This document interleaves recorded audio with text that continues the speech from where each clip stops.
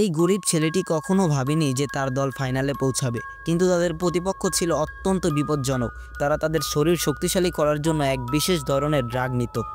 বাঁশি বাজার সাথে সাথে ক্যাপ্টেন দৌড়ে এসে পুরো শক্তি দিয়ে বলটি প্রতিপক্ষের গোলকিপারের দিকে মারল, কিন্তু প্রতিপক্ষের গোলকিপার খুব সহজেই বলটি ধরে ফেলল। ক্যাপ্টেন অবাক, তার সেই কিক যা দিয়ে সে দেওয়ালও ফাটল ধরিয়ে দিতে পারত, সেই বল এই দানবটি কি সহজে ধরল।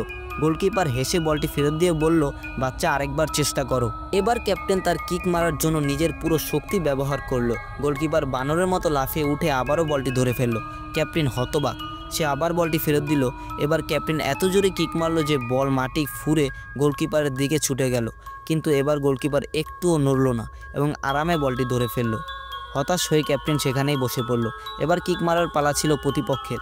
আমাদের গোলকিপার ছিল কিছুটা রোগা, কিন্তু সে ভয় পেল না এবং চ্যালেঞ্জ ছুড়ে দিল। প্রতিপক্ষের খেলোয়াড় এত জোরে কিক মারল যে মাটি ছিঁড়ে গোলকিপার আঘাত করলো। সে শূন্যে উড়ে গিয়ে জালে ধাক্কা খেলো, কিন্তু সঙ্গে সঙ্গে দাঁড়িয়ে আবার চ্যালেঞ্জ জানালো। এইবার বলটি এত গতিতে এলো যে গোলকিপারের জামা পুড়ে ছিঁড়ে গেল। সে সজোরে মাটিতে পড়ে আহত হলো এবং তাকে হাসপাতালে পাঠাতে হলো। তার বদলে এক নতুন গোলকিপার মাঠে নামলো। সে ফোন করে তার স্ত্রীকে বলল, আজ হয়তো আর আমি বেঁচে বাড়ি ফিরতে পারবো না। প্রতিপক্ষের খেলোয়াড়রা একযোগে তাকে আক্রমণ করলো, যার ফলে তার অবস্থা খারাপ হয়ে গেল। শেষ পর্যন্ত সে বলটি পেটে চেপে ধরে এতটাই জোরে প্রতিপক্ষের দিকে মারল যে সবাই শূন্যে উড়ে গেল। এবার প্রতিপক্ষের সবচেয়ে বিপজ্জনক খেলোয়াড়টি রেগে এগিয়ে এলো। সে এত জোরে কিক মারল যে গোলকিপারের পুরো শরীর ভেঙে মুচড়ে গেল। ম্যাচ রেকর্ড করার ক্যামেরাও ভেঙে গেল, যেন ভূমিকম্প হলো। এই গোলকিপারকে সরাসরি হাসপাতালে পাঠাতে হলো। রেফারি বলল, নতুন গোলকিপার নিয়ে এসো, নইলে তোমাদের দল ম্যাচ থেকে বাদ। রেফারি যখন প্রতিপক্ষকে বিজয়ী ঘোষণা করতে যাচ্ছে, ঠিক তখনই ক্যাপ্টেনের ন্যাড়ামাথার বান্ধবী মাঠে চলে এলো। সে বলল, আমি দলের নতুন গোলকিপার। ক্যাপ্টেন তাকে বোঝালো, তুমি চলে যাও এখান থেকে, এখানে তোমার জানও যেতে পারে। কিন্তু বান্ধবী মানল না এবং নেটে গিয়ে দাঁড়ালো। তবে সে ভুল করে প্রতিপক্ষের নেটে গিয়ে দাঁড়িয়েছিল।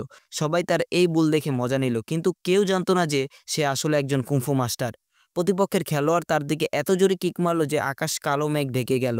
বলটি গুলির গতিতে মেটের দিকে ছুটে এলো, কিন্তু সে খুব সহজে বলটি নিয়ন্ত্রণ করে ফেললো, যেন এটা তার জন্য শিশুদের খেলা। এরপর সে বলটি এক আঙ্গুলে ঘোরাতে শুরু করলো। এই দৃশ্য দেখে দলের সবাই আত্মবিশ্বাস ফিরে এলো। মেয়েটি হেসে বলটি ক্যাপ্টেনের দিকে ছুড়ে দিল। ক্যাপ্টেন শূন্যে ঘুরতে ঘুরতে এত জোরে কিক মারল যে মাঠে ঘূর্ণিঝড় সৃষ্টি হলো, যার ফলে প্রতিপক্ষের পুরো দল শূন্যে উড়ে গেল এবং সবাই অজ্ঞান হয়ে মাটিতে পড়ে গেল। শেষ পর্যন্ত এই গরিব ছেলেটির দল ফাইনাল জিতে গেল।